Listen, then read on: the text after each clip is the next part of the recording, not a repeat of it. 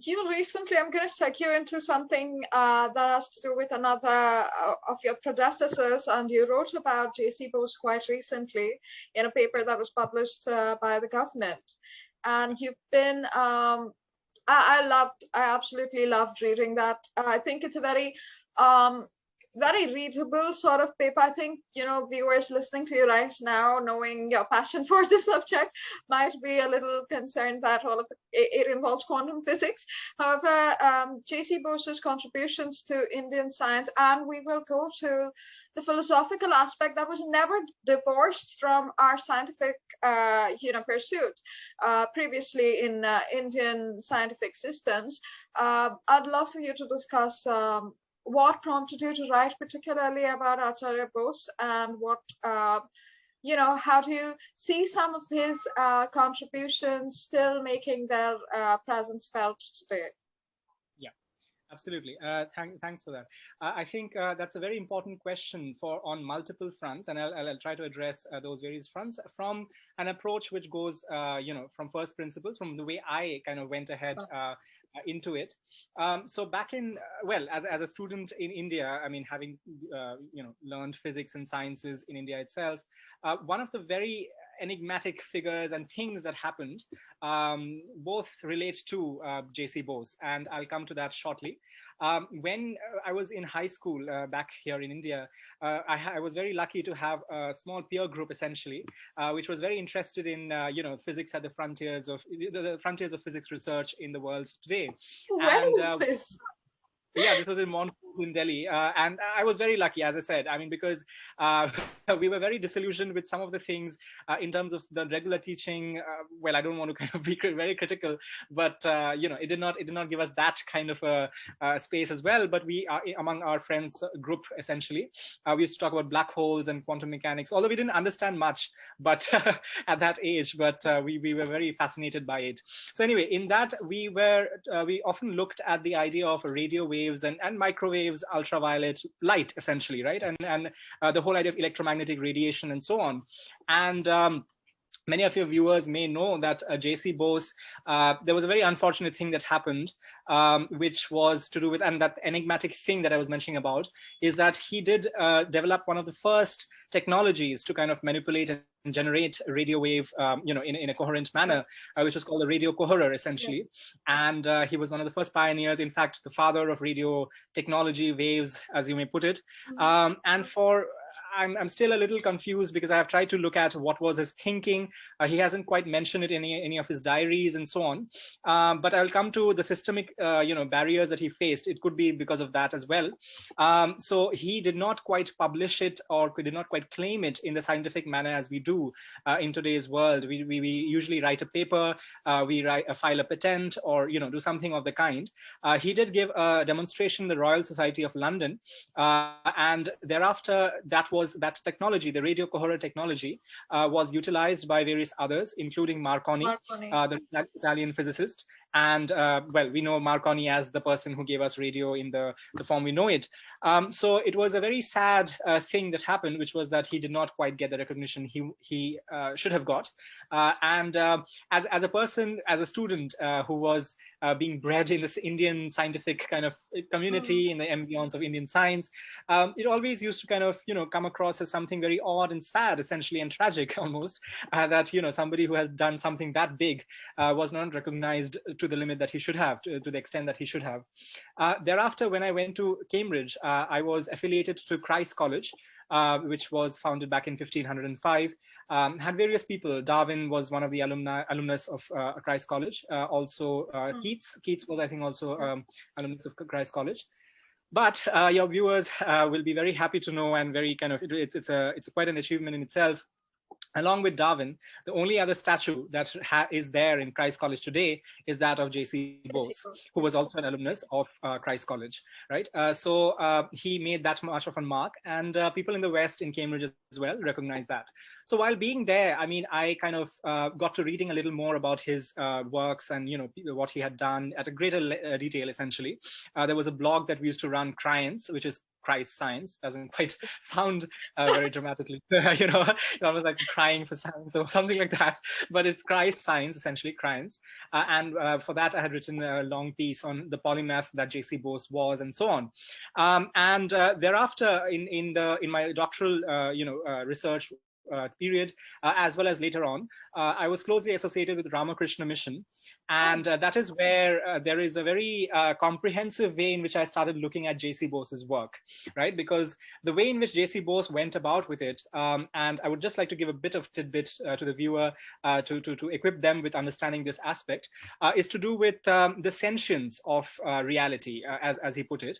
And sentience, obviously, is a very loaded word, right? I mean, just as consciousness today has a number of connotations and various Western scientists trying to kind of argue what it is, and so on.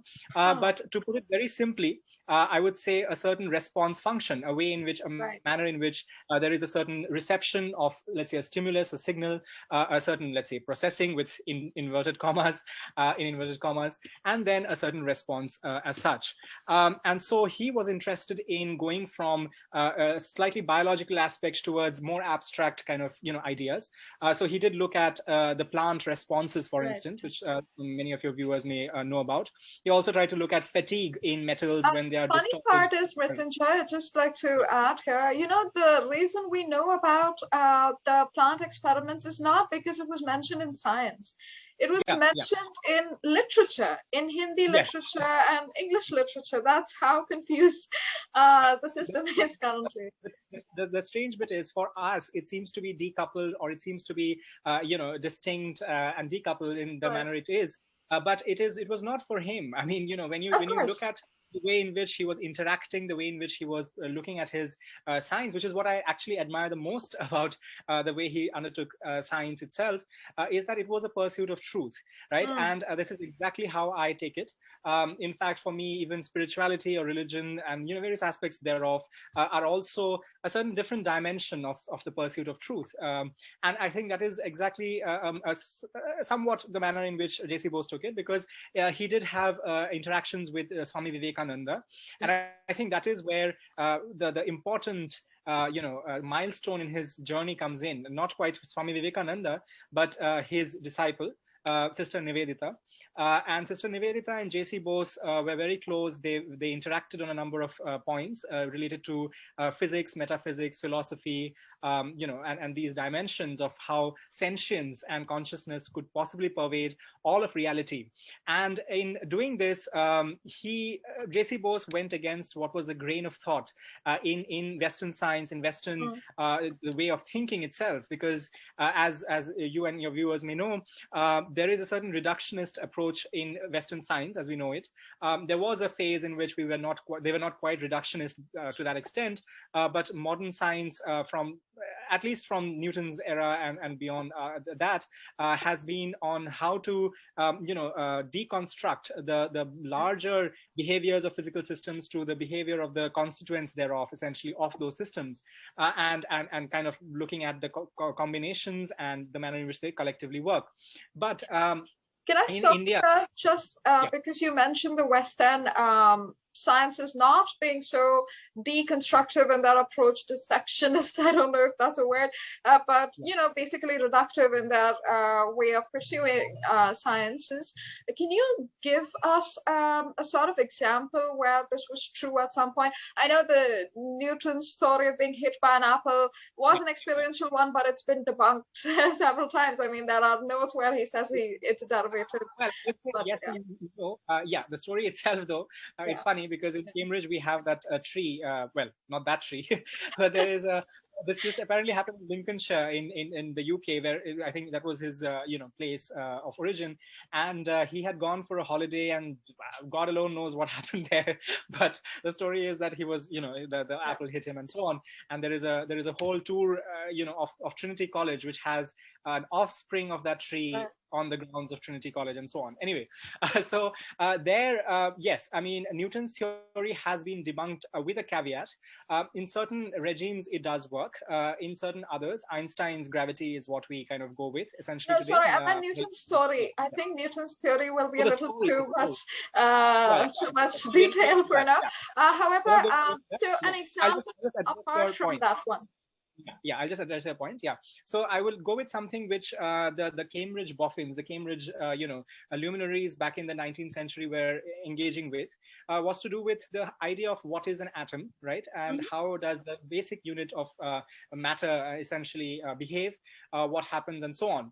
So initially we had what is known as a plum pudding model, right? You can think of a plum pudding with raisins inside it, and so there was a positive kind of the structure, the main body of the plum pudding was a certain polarity, and the raisins were the opposite polarity, and so on. And then thereafter there were certain experiments done, and this is how science happens. So you have a hypothetical model which fits with some of the findings that we have had till now, and then there is one fine day you find an experiment which gives you something totally anomalous, right? Something totally unexpected, which could not have been explained by the model itself. So what happened was this plum pudding model was still, I would call it had a certain holist idea, which is that there wasn't, there were constituents, but not to the extent that we were soon going to go into essentially. So what happened was there were certain, particles bombarded at an atomic kind of system essentially, and they found things like many of the bombarded particles go through the atom essentially, right? Go through the system, and that is not possible if you have something like a plum pudding model, because there is a very dense kind of structure in the plum pudding model, right? So then there was this hypothesis that, well, that cannot be the model essentially. And what can you say when you, it's a very simple, intuitive thing. If you throw something and it goes through, obviously there's a massive space essentially, which allows it to go through, right? So the idea was that there is something which is, there's a lot of space within the atom essentially, right? So then we had the idea that there would be a nucleus, and then there would be electrons going around it. And there also, there are certain ways in which they came to that specific thing. Thereafter, that also was debunked. There was a model whereby now we do not speak of trajectories of the electrons themselves. We speak of nebulous nebulous structures, essentially, where there are probabilities of finding the electrons in those areas, right? So that's not what we're taught in school, just by the way. Not yet. Yes, I think there is still the Bohr model and a few other things essentially. Yes, the Bohr model is the the quantum mechanical aspect is more advanced, slightly more advanced in certain ways. Now, what happened was even that was not enough. So the nucleus has protons and neutrons, let's say. Doing experiments with very high energy particles being bombarded into that area showed us that that is not the end of the story. There is more to it. There are some constituents of the protons and neutrons themselves, which are called quarks, essentially, right? So now we are at the quark level of things, which are the constituents, and so on. So now we are, well, I mean, if we go by this trajectory, I think the only thing stopping the Western world from claiming anything more or actually finding something more is the fact that there are certain constraints of energy when it comes to going down in scale. So as we pass along into lower and lower scales of reality, the energy goes higher. You need more energy to kind of go through into that. So this is why the Large Hadron Collider in Geneva and experiments are happening. But we have not reached there, and it's a very tough thing to do. I mean, there are some limits and things like that. So we can be happy that one other Bose was recognized, at least with the help of the LHC. So Satyendranath Bose with the boson, Higgs boson particle. Yeah. That is another story. I mean, well, your viewers may or may not know that the bosons, there are two fundamental kinds of particles in the universe, fermions and bosons. Fermions are what matter are made of. Bosons are what are force-carrying particles, essentially. And bosons are named after Satyendranath Bose, and fermions are named after Enrico Fermi, right? So, and even then, Bose did not get a Nobel Prize. He was not. I mean, he is recognized. But at least we preserved him for posterity with that. I would like to state that example of a non-productive approach that I thought of from my field was the one, the discovery of penicillin, which was, yes, by accident, but at least it wasn't thrown out, right? Like we didn't have multiple journals, discarding that an accidental fungus was somehow useful. So at least we have paracetamol and penicillin to thank for that. Yes. But I think so that reductionist approach. So what happened was Bose, which also one of the British physicists, David Bohm, kind of has. He did not abide with that idea. He did not kind of align with that idea. And well, even during his time, Bose faced a number of critics, opponents, systemic opposition, and systemic. You're talking about JC Bose or Satyendranath Bose? JC Bose here. Sorry, I went back to JC Bose. Sorry. So JC Bose, for him, I mean, it's so unfortunate. Journals did not accept his papers, right? He would send across something, and for whatever reason, and these are certain murky sides essentially. Obviously, journals have a lot of clout. I mean, if they want or don't, they can publish or not some papers and so on. So then, when his papers were not being accepted, Sister Nivedita, she was so sweet and so helpful in this manner. She suggested that why don't you publish them as books, essentially, right. And she went out of her way to find the funds, the finances, to help him publish, I think 3 or 4 books, which were published. 1902, I think there was a treatise, a few other treatises along the way as well, and that is when he kind of put forward these ideas.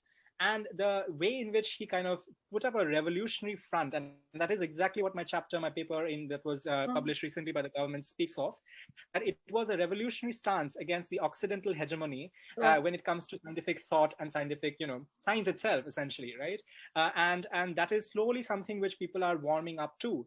Now we have the Bohemian model, which is a way in which we speak about all of the universe being part of what is known as an implicate order, or rather it has an implicate order, and everything is connected in a very non-trivial and fundamental manner, right? And it is not the reductionist approach. You cannot, there are aspects in which, yes, reductionism is important, but it is not the primary principle which kind of drives the way in which we should be approaching nature itself. So I think this challenge. Do you see any of that changing in the Western world at all? Because I frankly have not, with my perusal of any sort of research papers.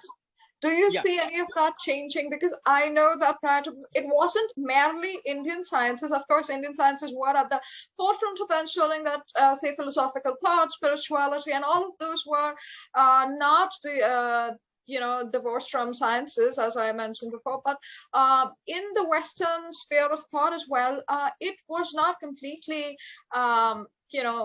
atheistic to that point where, it becomes anti-theist or ignores lived reality or philosophical questions. That's the entire, I think religion had helped Western sciences also come to peak. Absolutely. At one point. I think there Albert Einstein is the best example, right? I mean, he was speaking about cosmic consciousness and things like that. And he was a Spinozist. I also happen to have a Spinozist kind of inclination, I guess. And Spinozism is basically the idea that you have a certain manner in which the laws of nature itself, the ways in which the dynamics, the symmetries, and so on, are expressions of a greater reality, God, if you will, and so on. And so he did mention about those aspects, but there is a certain skepticism, a certain cynicism, which is slowly being challenged. There are people who are looking at it in greater detail. I think the nomenclature is what is the fundamental sticking point, right? I mean, I could as well talk about a certain universal order, a certain implicate order, things like that, right? But as soon as I speak about spirituality, about God, about a certain, these terms essentially, then eyebrows are raised, right? Then you lose an apparently scientific-minded audience, whereas science is supposed to explore and open rather than close down. That a truly scientific person would actually, look at a hypothesis, a certain conjecture, let's say, and either debunk it or accept it based on sufficient information and evidence. At least entertain the idea while, whether they disagree or agree. Exactly. So now the thing is, just to put everything in perspective, we are so limited in our scope of how much we can do with science in the experimental domain. You may have heard about the Higgs boson, the God particle, as they call it, in a very grandiose and presumptuous manner. The story is that apparently Peter Higgs had spoken of it as the goddamn particle, right? The goddamn particle. And that got translated to the God particle. Anyway, so that is at roughly the energy of the Higgs boson on is 125 GeV, which was found in the Large Hadron Collider. Now, there is a hypothesis that there are higher energy Higgs bosons. Like, so there's one apparently on 700 GeV and so on. Now, we haven't, forget about getting to 700, even getting to the 125 that we have, it took about 40 years of international collaboration, millions of dollars of funding, and lots and lots of generations of physicists coming together, working and, doing all kinds of things. And so what that brings forth is the fundamental barrier that we may face in terms of doing experiments in the first place. And a simple reason for that is that, okay, so when we talk about the unified theory, that there's this whole talk about the theory of everything, right? I mean, there was a movie on Stephen Hawking, which is the famous theory of everything, right? Which is ironical because Stephen Hawking at the very end of his life mentioned that there may not be a theory of everything. So, but that's besides the point. Now, the thing is, we may not reach there. And the reason is simply this, that when the universe started off, right, so we conjecture that there was a unified field, there was a unified reality, let's say, and at certain, as the Big Bang happened, that's the accepted idea, there was a divergence of various forces and fields and things like that. And as that expansion was happening, the energy that was encapsulated in that very first point, let's say, from where the Big Bang happened, that got dispersed, right? That got dispersed over time. So now, if we want to recreate or test things at that very early stage where the unification happened, we cannot, because it's simply put as is this, that we are, with all humility, and this is something human beings should accept, we are a small species in a small planet, revolving around a smallish star, in one of many different galaxies in one sector of the universe, right? And so the kind of energy that we have access to, and what we can manipulate, what we can utilize for experimental purposes, for various studies and so on, is extremely limited. And it cannot, because there are some limits that we cannot cross, there are some areas in the universe we cannot even look at, essentially, we cannot recreate or we cannot study things empirically to the last extent. Right. So what we can do is we can look at symmetries and patterns and things in the universe. We can extrapolate. We can say that there are self-similar things that happen across different scales, and we can hypothesize, or we can put forward some models to model that reality. So now we have about 108 theories of supergravity. So you may have, some of your viewers may have heard about string theory. Yeah. So there is a certain string theoretic aspect. I think honestly a lot of viewers and participants may have just heard of it from the Big Bang Theory, this show. Right, so right. I think, yeah, I mean, I think in that sense it was rather groundbreaking. We've had Star Trek and all of that, but bringing it into pop culture and not, having it in a... Yeah. It's funny that you talk about Star Trek, because there is this whole area of teleportation. Yeah. In fact, we do have a teleportation, but it's a little different.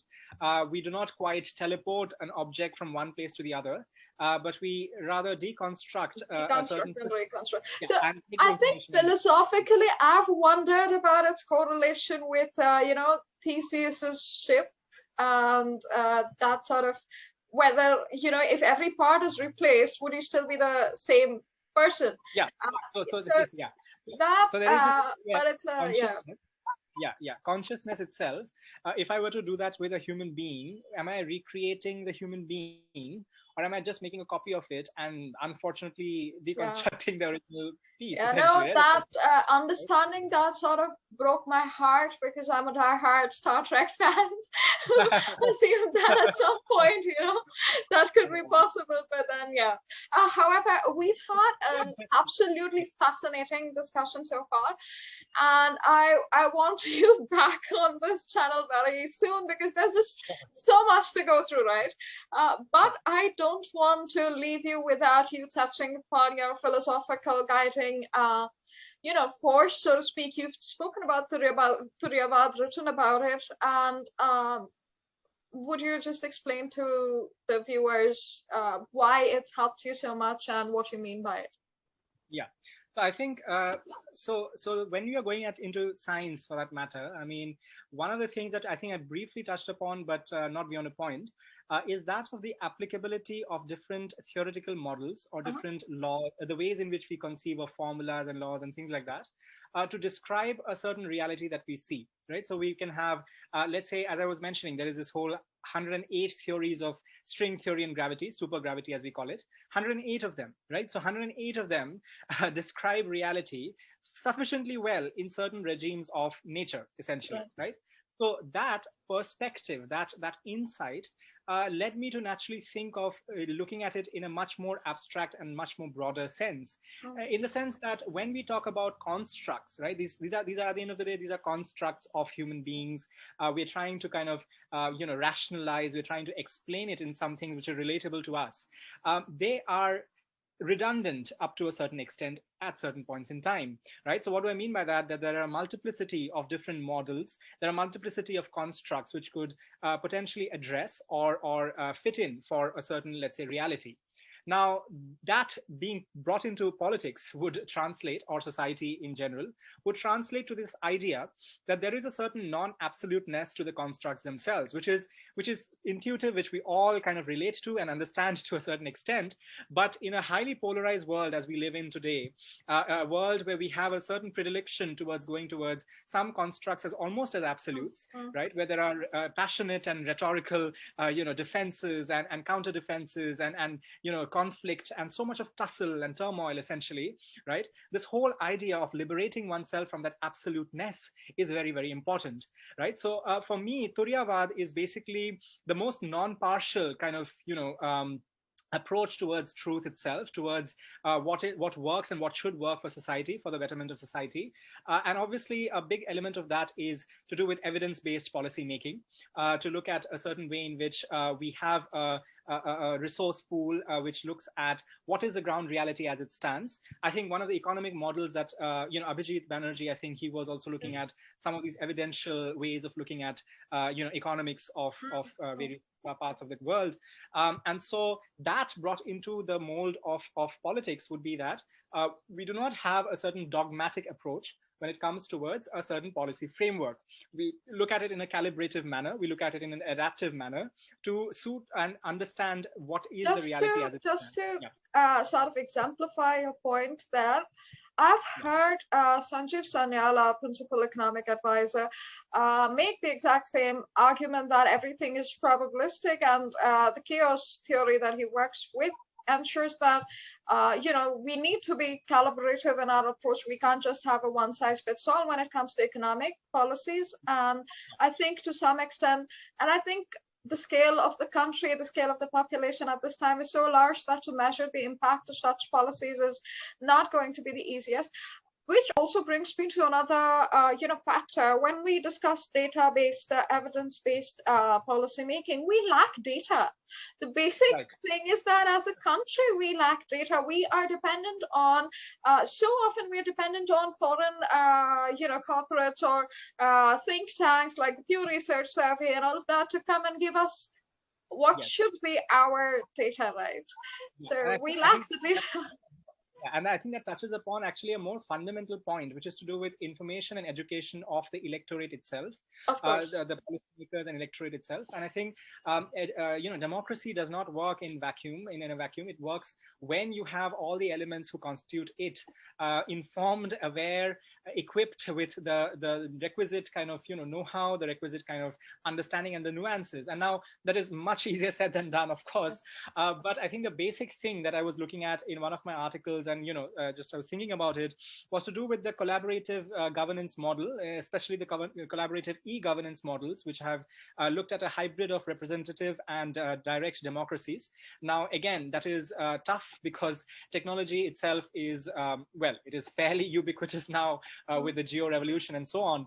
But there is still that caveat of whom to trust and whom not to. So I think there is the idea, which I was, I think, discussing with you as well, because any time when we project or write about something, we are obviously bringing in a set of cultural, political, philosophical, a mindset, essentially, right? When we are interpreting something.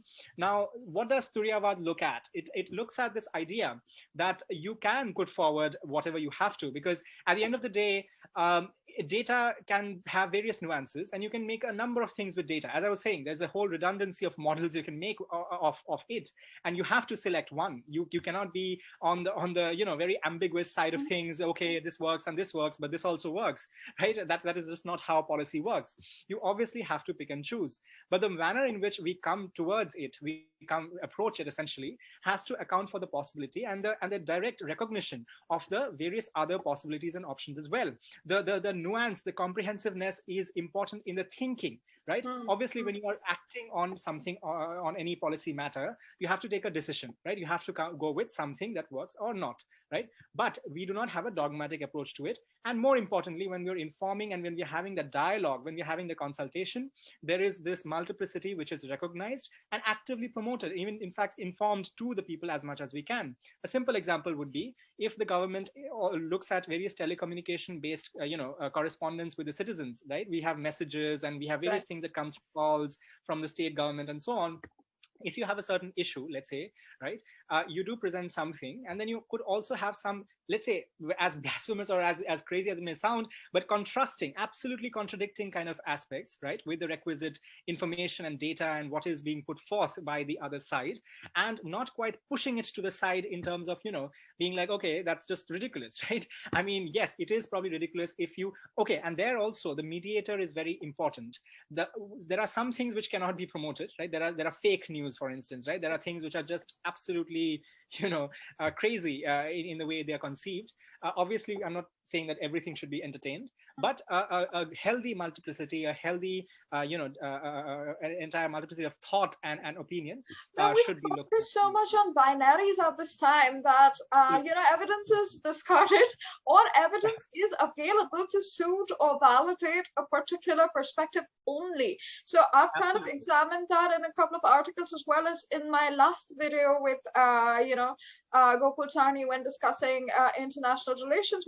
I was just, he mentioned that the bad faith arguments being made, you can take up a certain set of statistics and just, I would say that it's conflating a few other topics and then ignoring the topic at hand. So to educate, it's not just the, political or the policymakers in this case, to educate an entire audience. I would imagine that would take a lot of control or a lot of collaboration or cooperation with media. And media, as you know, is very decentralized, and as it should be. Of course, they're independent and decentralized, but all of them also have vested interests and biases. So how do you foresee this? As you rightly put it, it's a mindset, it's a psychological change that has to come in. And so from education to later data consumption, right. And so that is a much bigger kind of cultural, almost, change that has to be, that I am at least kind of, actively wanting to work towards. And I think it's important because I have seen, and it's very interesting how I got to here, actually, besides the scientific aspect. I think I have had an experience of working with activists and politicians and leaders, both in the leftist bastion of Cambridge, as well as my traditional, let's say, not the stronghold, but the turf that I identify with and I'm more comfortable with, which has to do with slightly what we call in India as more of the right, essentially. But although it's the left. That is majoritarian. They have named us, named people as such. Anyway, so I have looked at both these extremes, and sometimes when I just observe, you just have to observe some of these, the way in which things are done, the ways in which people conduct things, that they are so much into platforming. Number one, right? So there is a whole policy platform that is, you have to agree to every element, and you have to be on board that essentially, and there is no nuance, there is no independence of thought on some of these matters and so on. And then you are supposed to be very rigid about it, right? I mean, why should it be that rigid? Why isn't there a possibility that I, for one, can have somebody whom I have absolutely contrasting views with, right, in an interaction, in a healthy interaction?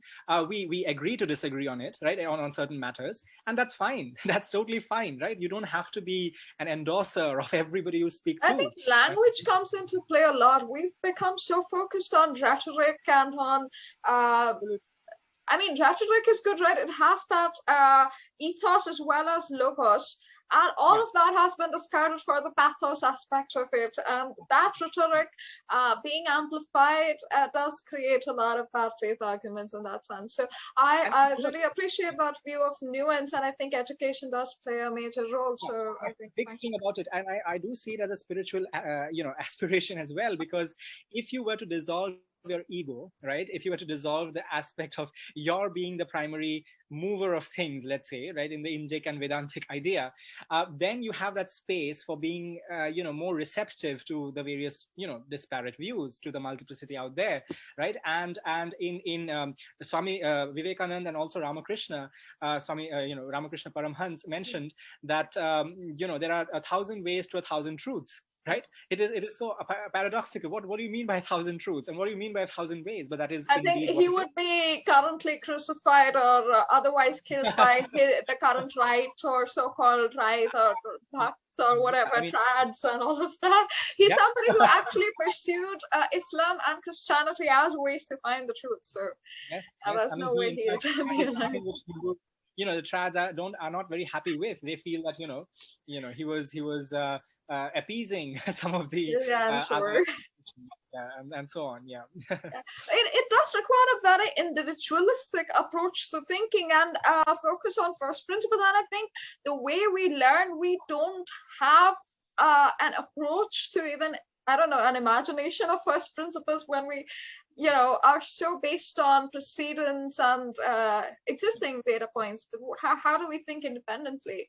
I think the first thing for that is, I think, the lack or the active breaking of the idea that these constructs which we utilize, these tools, this language, so to say, again, is not an absolute, right? I mean, the whole idea that you have such a fixedness and such a rigidity to the idea that construct is so important. For instance, and this is going to be very controversial in a certain manner of speaking, but the whole idea of the nation and the nation state, right? How do you engage with it, and who engages with it in what manner, right? Some would say that the nation state itself is slightly ridiculous, right? Maybe they would. I mean, and that is, if you talk to them, they will be like, okay, there's a piece of land, and they decouple it from the people and their culture and the way of life and society and so on.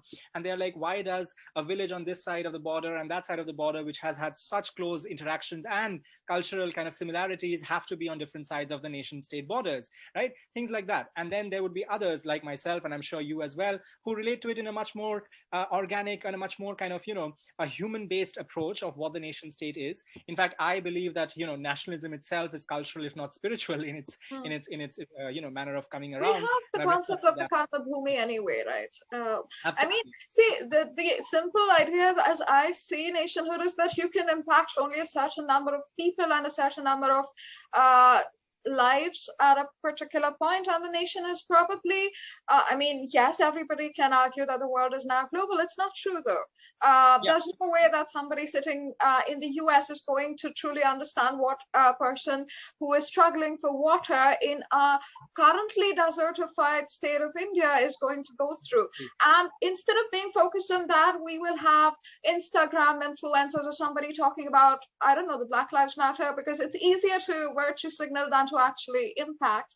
And that's just a personal opinion. I don't think it's meant to malign or there's malintent. That I just think that we've confused priorities and impact at that point. So I'm glad you brought it up.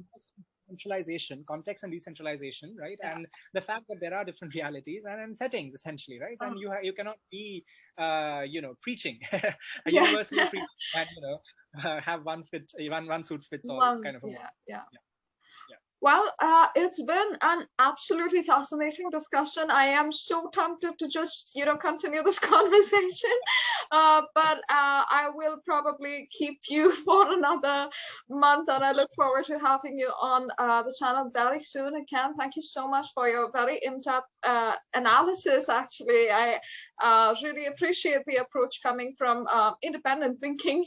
So thank you so much, Mrittunjoy, for joining me today.